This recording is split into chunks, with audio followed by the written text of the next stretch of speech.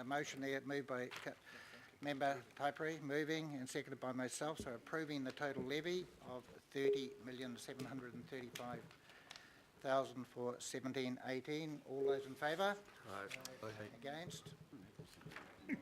That was a warm endorsement. Yes. Welcome, Michael. Tēnā koutou. And I'm sorry, I don't know the other.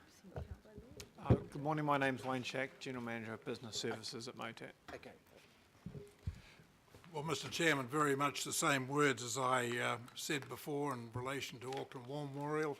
I would also say for MOTAT, but given the discussion we had this time last year, I'm very delighted to see item 21 coming up and the way it's moving, and I think that's entirely appropriate given the issues around this particular category of vote. Thank you, Mr. Chairman. Michael. Ko Michael Frawley-Aho, ko tia kai hatu MOTAT. And I'd like to reintroduce my colleague Wayne Shack, who is our General Manager of Business Services. I'm going to make a very brief statement because I know that the committee is short on time, and I will try and pick up some of the themes and deal with them in a short overview. As most of you who have been on this committee previously know, we are into our second and going into our third year of our strategy. The strategy was designed to deal with Dame Cheryl's recommendation that the museum moved from being a collection of things to a light bulb institution. The strategy was launched in July 2014 and still focuses on our heritage collection as we have done in the past. So we are still running the trams, we are still operating trains, but we have overlaid that with a focus on Kiwi technology and innovation. And the reason we have done that is because we have identified that there is no other institution in New Zealand that specifically focuses on those aspects. And I should also emphasise that actually that is starting with the tangata whenua all the way through, because the early innovators and the technology that was there is equally important as it is today and going into the future. We've taken significant steps over the last 2.5 years. I don't know how many members of the committee have been to the museum, but if you haven't been recently, I encourage you to do so. It's a lot more vibrant, colourful, literally, and we have done a lot to sort of deal with some of our legacy issues. And it is for that reason that we are seeking a $2 million increase in our levy, because while we try and anticipate some of the legacy issues, they are still coming back and biting us. There was no asset management plan when I arrived, and trying to get a handle on just what's going on with our buildings has been a bit of an uphill task for us.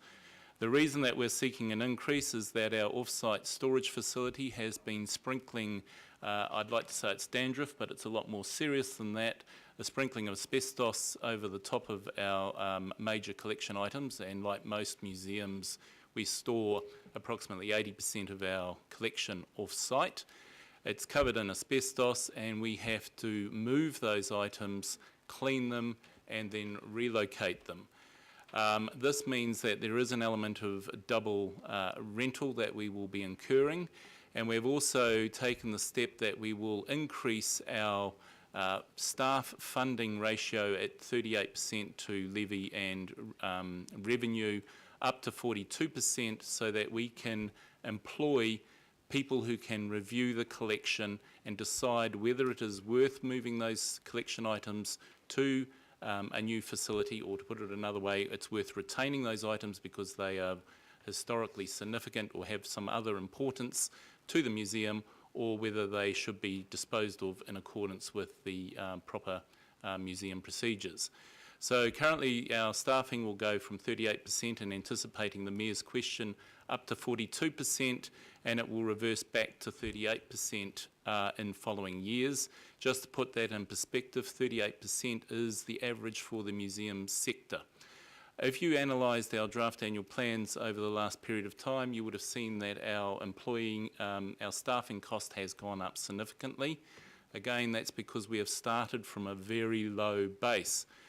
We were relying predominantly on volunteer support in the early days. We still rely on and value our volunteer contributions, but the whole purpose of the strategy is to professionalise, reposition the museum going forward and to deal with the legacy issues, and we need to do that through full-time and part-time staff.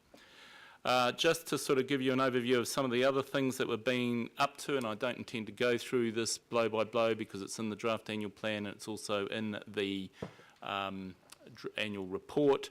We started our engagement with Pacifica last year. We had 60,000 people through MOTAT. What we're doing this year, we are engaging fully, and we've actually got MOTAT, well, Pacifica Vibe at MOTAT's, and it's specifically aimed at giving it a MOTAT twist to Pacifica. So we will have, amongst other things, Mangere Mountain on site doing basket weaving, which is a technology, and we will also have kapahaka support from the Rumaki at Western Springs, plus a number of other, locally we are in support with us on those 2 days. We're continuing to work with the regional facilities Auckland and our neighbours in the Western Springs precinct on a precinct-wide strategy to give thanks where it's due. That's an initiative being driven by regional facilities itself. And the idea behind that is working out how we can collectively work together to make the Western Springs a hell of a lot more vibrant than it is at the moment. It already gains 1.2 million visitors to the region, and we believe collectively that we can significantly increase that. Just dealing with the RFA's comment about stretched targets, we have deliberately taken a conservative approach on our KPIs. Just over the 2.5 years, it's taken us a while to get that up and running. It's also anticipated, well, we were anticipating that visitor numbers will actually drop as we start rolling out the Affield Master Plan, which is aimed at redeveloping the museum's buildings and infrastructure. But in saying that, our latest data indicates that our visitor numbers, and just putting aside the Pacifica numbers to one side, they're currently up 9% on the previous year. Our admission revenue is up 13%, retail revenue is up 11%, our shop and functions revenue are up 7% respectively. So everything is indicating that we are gaining traction under the strategy, and it is starting to work. Dealing with one of the other themes that came out of the questions of the War Memorial, we do not have the ability to go out and hit high net worth individuals up for funds and corporates. We have tried that. We have a reputational issue which we're working our way through. The early indications are where, again, the strategy is making huge traction, and some of the people who, when I first arrived 4 years ago, said, love you dearly, think MOTAT's fantastic, but we're not going to help, are actually now sitting there saying, actually, we will talk to you, we are prepared to put significant amounts of money into you, but we need certain things done. So again, the strategy is repositioning us where we can start having those sort of dialogues, but it is still very early days. On that note, I'm going to stop there and take any questions that the committee may have. Thank you, Michael. That's a very good summation, and I think most of us are aware that the advances have been made. So, Councillor Watson. Yes, thank you. Just picking up on some of these lines in indicative budget, and thank you for the explanation in terms of the staffing, the 38% up to 42 and then back down. To what extent is that that $2 million increase in staffing then reflective of a decline in the volunteer staff, or indeed is it reflective of that? Is part of that increase attributable to the fact that there's perhaps less people volunteering, or is it in addition? No, it's in addition. The staffing increase there is for professional collection registry staff. The task in hand is huge. Just to give you a sort of sense of what we're talking here, we have 33,000 collection items. 20% are on display at any one time. What we're going to have to do is go through and analyse every single item and work out what its significance is, work out whether we're going to retain it. If we're going to retain it, what the cleaning process is. That is a very highly specialised process. In saying that, we will be getting input from those who have helped build up the collection, because their knowledge is very, very useful to us. But you're talking a sort of a process that is a professionally orientated one, and it's also a massive project management challenge for us, so it's going to have to be very, very professionally run through. The staffing that we've brought through, with the exception of bringing in more tram drivers, so we're now paying tram drivers so that we can provide a reliable and regular tram thing. None of the staff increases relate to the volunteers, so we're not replacing staff with volunteers, if that's what is behind your question. Okay, and the level of people who are volunteers, is that remaining static, or is it increasing? Again, two parts to that question. When I arrived, the records of the museum as to who we had as active volunteers was not accurate. We rolled out a new volunteer agreement in 2000, was it August 2014, which indicated that we had approximately 220 active volunteers. That has changed. We've now got 225. Some people have left by virtue of relocation or health issues, age, but we have also had a campaign of increasing the diversity of our volunteer base, so we have a more wider age, gender and cultural split in our volunteer base. So where it's currently sitting, we think, and we're going to have another close look at the analysis on this, but we think if you go for your traditional MOTAT volunteer versus the new type of volunteer, it's about 50-50. Councillors, I have 4 people who want to ask questions, which is fine, but just be aware, we are going to have item 21 before we have lunch, so just be aware of that. Councillor Simpson? Sorry, thank you, Mr. Chairman. I've got a couple of questions. One is, how does your levy as a proportion of total revenue compare with, say, the Auckland Museum? And the second question is, you're getting close to the funding cap, which poses a financial risk to us as Auckland Council. So what percentage are you thinking that you might decrease your ask? Okay, so very good questions. Over the next 4 years, we're anticipating that our non-council revenue as a percentage of total revenue will go from 17 to 20%. So we're anticipating an increase in the non-council revenue, and we'll be doing that through retail sales, functions, and a lot more ticketed style events. Our levy as a proportion of total revenue will, over the next couple of years, go from 83% to 80%, so it's reducing down.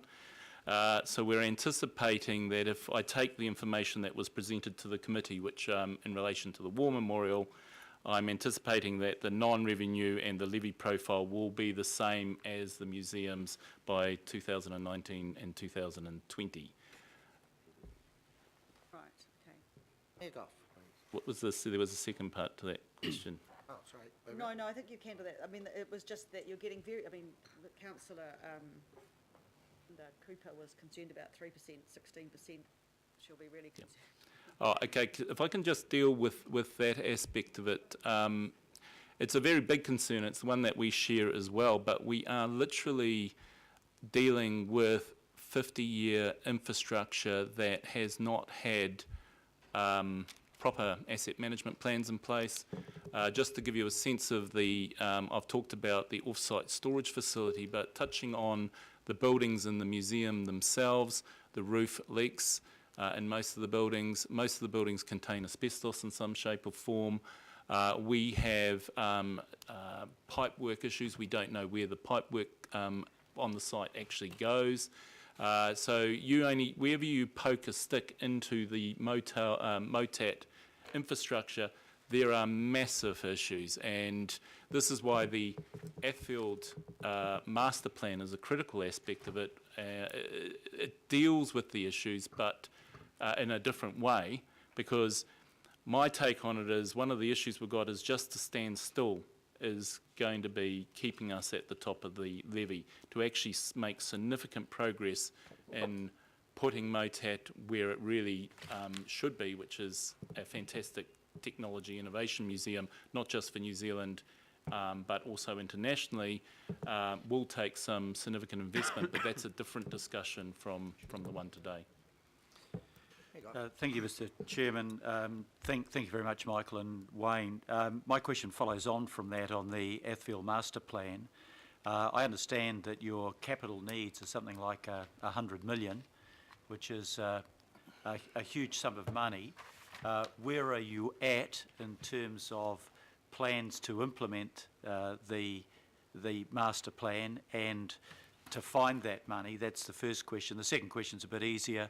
Congratulations on the lift in your visitor numbers, because I know that had been stagnating for quite a long period of time. What do you think was if you can do it, the single most important thing in attracting people in increasing numbers to MOTAT? So I'll deal with the second one first. It's the strategy. It's sticking to the game plan. It is showing traction is working. It's also bringing MOTAT more alive than it currently is, so getting a lot more of our heritage objects operating. It's easier said than done, because to fire up heritage items, we have to have safety operating procedures in place. We don't want to hurt anybody, so we're having to analyse the ones we want to operate and then go through huge processes to get the requisite approvals that we need to do that. But bringing the place a lot more vibrant, and you'll see that a lot more of the exhibitions and events and functions that we're doing, they're dead on the strategy and they're aimed at living that vision, bringing it alive, and we think that will pull people in. Like I say, it's showing that it will do.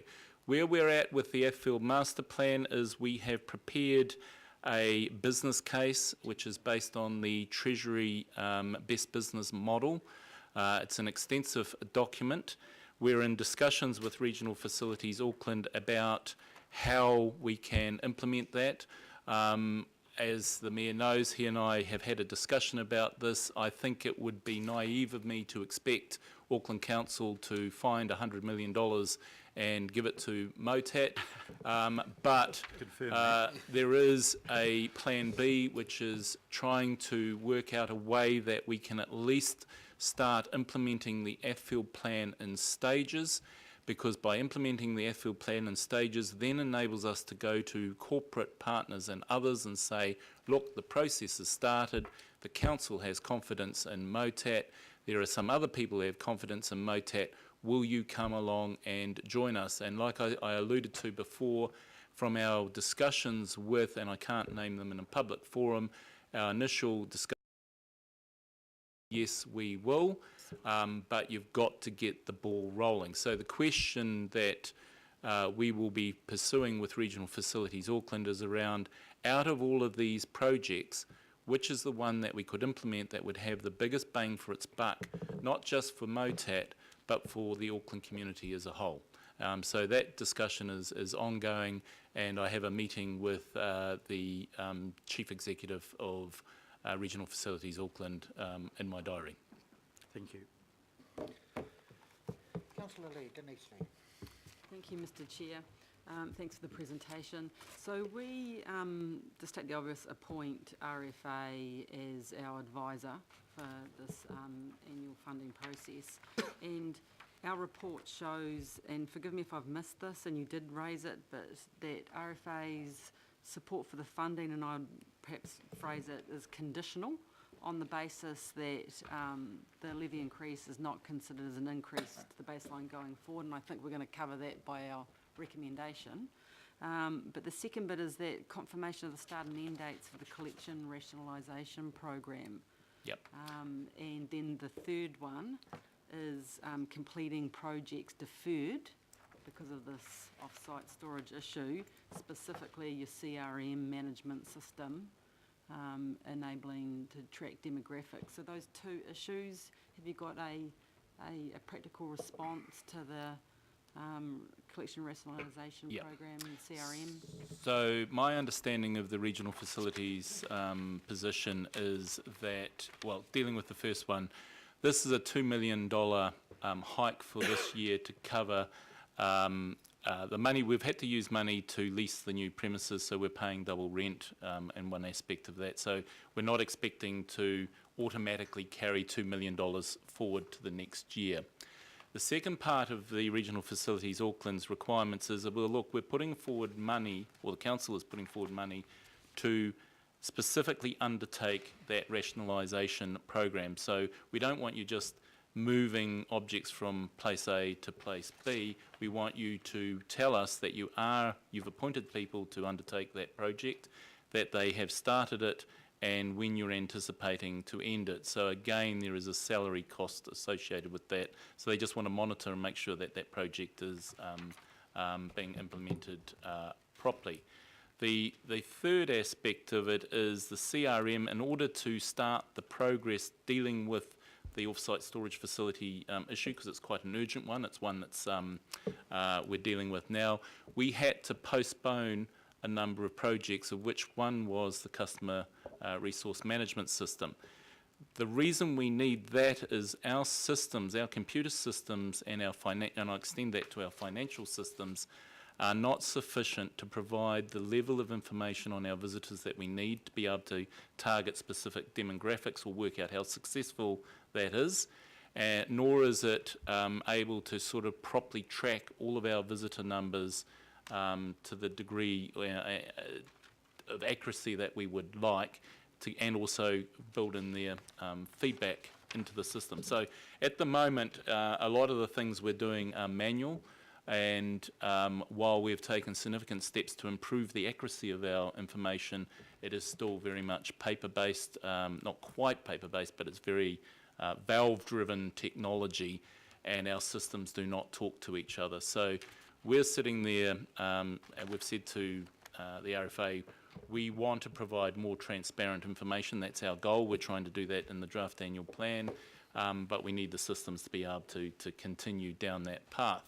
I would also say that the CRM that we are looking at is one of interest to a number of other institutions in Auckland, and we are, I suppose, probably putting Sir Don in an awkward position on this one, but we have said to the RFA that we can try that system out. If it is everything that we think it is, then it would be a perfect system to be able to run out so that all of the institutions are having comparable information. You're comparing apples and apples instead of apples with pears.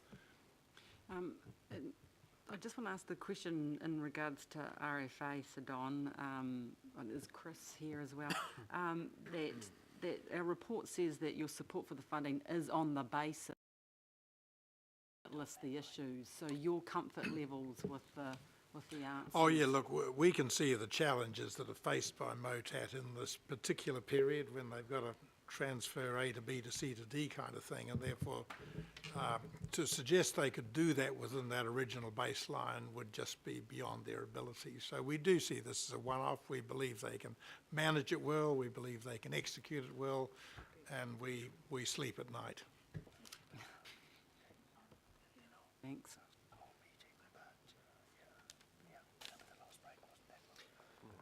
Councillor Walker, Wayne Walker. Couple of questions. First off, just in terms of the work that you're doing in cataloguing exhibits and the like, we had a presentation earlier from Auckland Museum which told us that they've been through an extensive exercise which also includes a significant commitment to digitisation. Are you liaising with Auckland Museum around how you're dealing with exhibits and picking up on those learnings? We started a digitisation program 4 years ago with using National Lottery funding. I don't have it off the top of my head, but it's in our annual report how many thousands of those we've done. In the process of digitising that, we've been using and upgrading our systems in conjunction not only with Auckland War Memorial but also Te Papa. Most museums use very similar, they usually use Vernon or former Vernon amongst other things. So yes, we have been liaising with them, but it is on that particular digitisation process, we're into year 4. We've got one more year of funding from the lottery board on that. So we've made quite significant progress already on it. And my other question just builds on this, and that goes to the systems that you're looking to put in, and much the same, are you endeavouring to utilise the systems that are going into place into Auckland Museum, also collaboration with Maritime Museum and the like? Yeah. And it might be Sir Donna's in a better position to make a comment around that. Just dealing with that, we do have a very strong museum network in Auckland, but all of us are at a different stage with our systems, and I suppose this overlays to a certain extent with item 21. There is a lot more to go. It would be, in an ideal world, having the systems where they can communicate not just internally inside the museums, which is where we're trying within our own museum. So we want to be able to have, you know, our CRM talking to our financial system, talking to our intranet system, and overlaying that with access to our collections, but also being able to do that with the other museums, not just in Auckland, but I would say nationally. So the big issue is, how do you do that to bring in real communication and collaboration across that whole sector? Again, I think that's where item 21, but we do have those dialogues. We do as much as we possibly can, given our governance and funding structures which we're working on. And the last question I've got just goes to people, and particularly the volunteers. Yeah. If we assume that the volunteers, particularly some of the people that have got a lot of history up there, are almost a vital part of exhibitions in terms of being able to interpret knowledge, restoration and the like, have you got a, or can you inform us about the volunteer hours across, you know, some of these categories? I'm going to let Wayne. You can have a go at this. Currently, the Name, by the way. yes, excellent. Volunteer hours at the moment are about 62,000 hours per annum, over 215 volunteers. So one of the new initiatives we've got coming up this year is establishing a volunteers forum, where across the museum, representatives from all the different types of volunteers meet together with staff to work on the common goals, including knowledge transfer, interpretation of the collection items. I suppose it's also worth noting, as part of that initiative, which we've got a volunteer program which we're updating, also is focusing on an alumni, I always get that one wrong, alumni program, because we've got to recognise that a lot of the volunteers that you're referring to, you know, have been with the museum since 1964. By their own admission, you know, some of them are well into their 80s. We have them into the 90s. They can't come to the museum on a regular basis. They can't participate like they used to, but they still want to have a role. So what we're doing is establishing the ability for them to come to the museum on a every 3-month basis, so that they can meet the younger volunteers and get that transfer of the knowledge, information, or just sharing the stories, without the expectation or pressure on them to go out and start driving trams or tanks or whatever they were doing before. But we know from our, we have quarterly barbecues, we know that a lot of those people are very strongly connected with the museum, and it'd be a shame to lose that connection. Okay, last questions, Councillor Lee, Mike. Yeah, thank you very much. Just in regard to the Athfield Master Plan, can you confirm it is 100 million rather than 160 million? It's 100, what we were seeking from the council was 100, and we were looking to raise another 50 to 60, depending on whether we were going in down the joint storage facility route through our own sources. Okay, so 100 to 150, 160. Yep. Thank you. I actually should also build into that, that's got a massive contingency to allow for the building costs and the time that it would take to roll out that. Thank you, gentlemen. Thank you, Michael. That's a really good report. And My pleasure. Wayne, thank you, Sir Don. So I'm going to move this item. Do I have a seconder? Yep. Sorry, who was that? Councillor Filipano. All those in favour? Aye. Against? No, thank you. Right, well, we're going to quickly go on to item 21, which we'll take, and we could have, Michael could stay, and we could get William to come up, and Eddie's there. Alistair.